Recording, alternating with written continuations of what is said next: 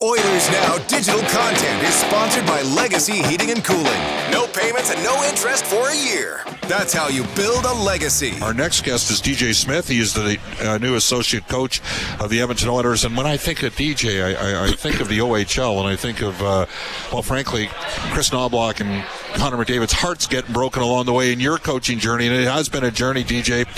Welcome to Edmonton. How did I know you had options? I know you had a couple other teams that were very interested in you and joining them as an associate coach. Why did being a part of Mike's staff and coming to oil country make sense for you, DJ? Well, first up, my goal has always been to win a Stanley Cup as a head coach, and I've done a lot outside the NHL. I've had done a rebuild in Ottawa. I went to LA to get better. They had a team that was in the playoffs, had veteran players, Western Conference, and never got over the hump. And then when this opportunity came up with Mike, the fact that Connor McDavid and Leon and I think sometimes people don't talk enough about Bouchard and how good he is. And then I was just at the World Championships with Bouch and Nurse as well, and I was just the hunger to want to win and to hear how hungry these guys are, and the fact that Mike sat down with them and they're asking to be pushed harder, it just all aligned with what I'm looking for. Is I got to get better, clearly, to be a head coach full time, and for me to get better, I got to win. And in my opinion, I got to win. And I think anyone that's in hockey their whole life wants to win a Stanley Cup. And this will be the first time I've had what you would consider superstar players in the National Hockey League, on my bench. I had the young guys in Ottawa when they were kids, and I had Austin Matthews as a rookie. But these are established players that are starving to win. And with Mike and our staff, I think we're going to be able to push them.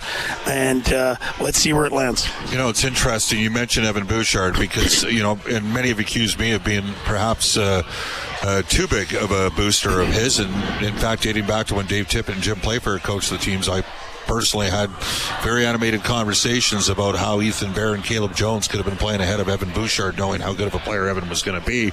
I do think he's a superstar, and I think you mentioned your experience with him with Team Canada, DJ, and the reality is your team wasn't the same once he got knocked out of the tournament. Is that fair? Not even close. And he might have been the best player in the tournament. I mean, it's hard to take it away from Celebrini and Barkov, right. That were also playing at a high level, but for the value that he brought to our team on the back end, the puck movement, the power play skills, just his overall, his demeanor. I just like so many things about him. And I could tell you the NHL, after being in it this long, you need players that can move pucks. You need players that can get your players the puck, whether it's good players, top players, whatever it is. You got to be able to make plays under pressure. And having seen him in 2 playoff series, just when the chips are down, this guy can make big plays. Now, my job's to push him to be the next level. Can he push himself to be better on the penalty kill? Can he defend harder? Can he do these things? The answer is yes, and it's my job to make him do it. So you're going to be coaching the defense, and the Oilers yesterday got a commitment out of Connor Murphy for a 5-year extension, which is interesting because I actually thought your former team in Ottawa might be a team that would look at Murphy as a right shot option. They're pretty well set on the left side.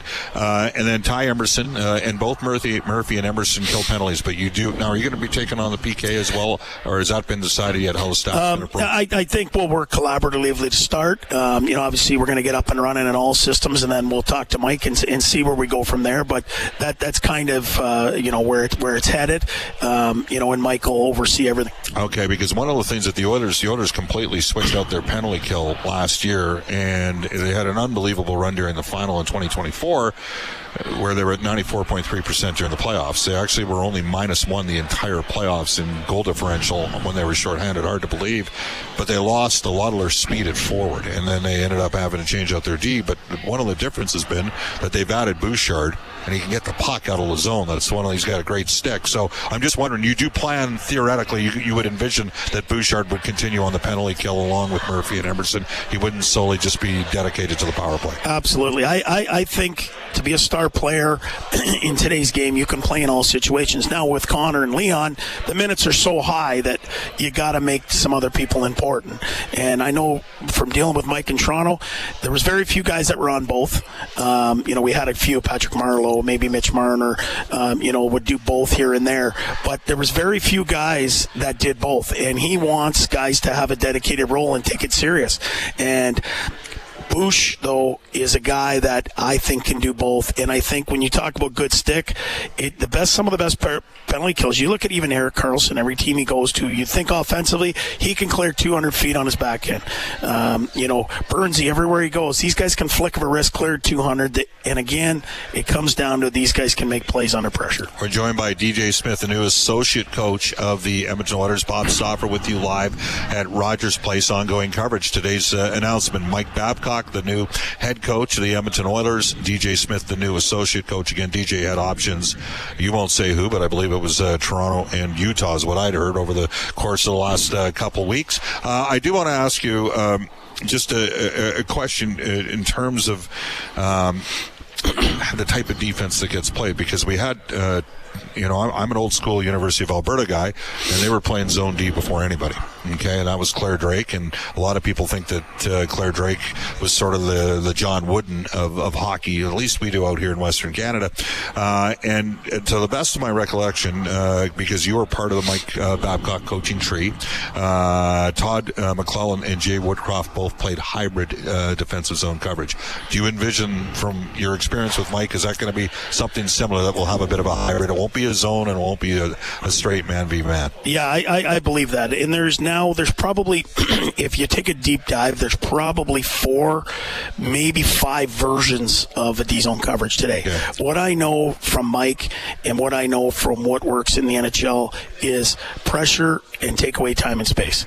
And we're not going to sit in a cocoon and allow you to pound away. And that's the criticism of Zone D. Yeah, but I mean, it works for some teams. You look at Vegas, the way they got those big D and they block 100 shots and they stay inside. We saw it firsthand in the 23 playoffs. And it works. But I know for Mike, he wants people that can skate. He wants pressure. He wants to give people less time, less space. And if you look at the last 3 Stanley Cup winners, Florida, Carolina, they're man-on-man, and they give you nothing. Right. Now, you got to look at everything when Stan's done doing what he's doing in free agency. What does the personnel like? And can it fit our team?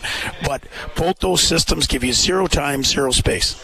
Yeah, well, it's an interesting one to me. I mean, I watched Bruce Cassidy and what he did, and Jay was, relative to Bruce, a little less experienced of a coach, and they won that series in the margins. And you know what? There's a lot of people that think that might have been the deepest Edmonton team we had, at least at forward. I'm not sure we're quite as good at defense during the course of that year. The late addition, obviously, coming in with Matthias Ekholm. And I do want to ask you about the left side of the defense. Darnell Nurse, at this point, is a little bit of an unknown. He's put a trade request in, limited options to this point. There is a chance he could end up back here, but you do have Matthias Ekholm, who is I think he's got the best plus minus in the NHL since the Oilers acquired him back on March the 1st of 2023, which that's saying something, because there's teams like Carolina and Colorado that got great goal differentials.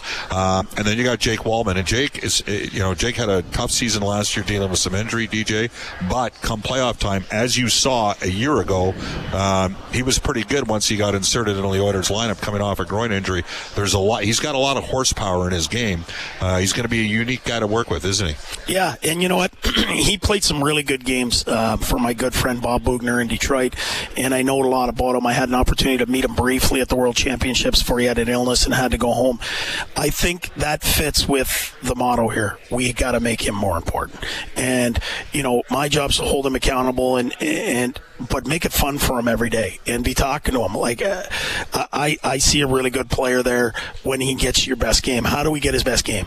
And that's up to me as a coach and Mike as a coach to get his best game out of him. And, I'll start with a conversation this week with him, and let me make sure that I'm on the same page as him. I mean, I think it's well documented that I love players. I want to see players succeed. And, I need to know how to coach them. and I'll figure that out, and we'll get the best out of him. When it comes to the other two, Big Ek, I mean, that's a big man out there. He can get pucks to the net. He can defend. I mean, every team loves a guy like that. And you know, I wasn't here with Nursey. I had him at the Worlds. I met his family, his wife and his kids and his dad and his mom.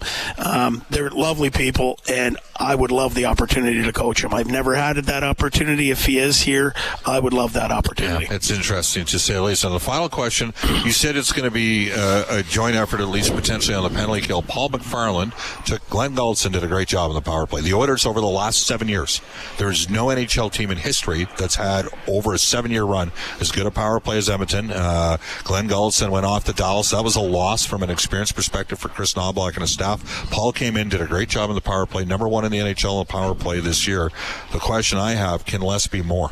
Can you lessen the minutes of a top power play unit that features McDavid, Draisaitl, Nugent Hopkins, Zach Hyman as a net front, and Bouchard, and perhaps implement some guys in the second unit, maybe give them 35 to 40 seconds?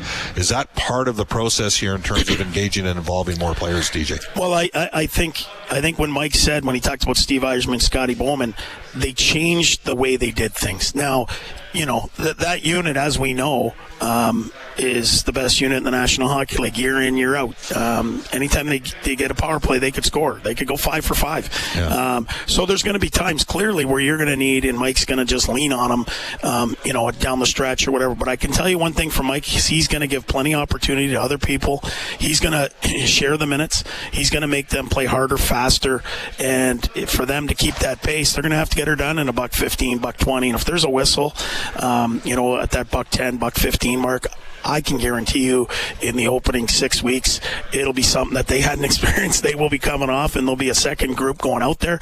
But that's going to push the second group to be better, because ultimately we're trying to win. If the second group doesn't get results after time, Mike's a coach that's going to do anything to win. So, you know, it's going to push them. And ultimately, it's going to make us a better team. Final question. Favorite player growing up as a kid? You know what? It was Steve Yzerman. Steve Yzerman and Bob Probert. I was a Red Wing fan through and through, all the way up. You know, and probably a close second, Wayne Gretzky. It's just because we were so jealous that he won every year. We had to join. You know, they'd slap us, and then we would join the Red Wings or the Oilers bandwagon. But definitely, I was a Wings guy. DJ, thank you for your time today. You'll probably get tired of me very quickly once we get going in the regular season, because I'll be on every trip with you. But thanks for joining us today. Thank you very much. Great to be here.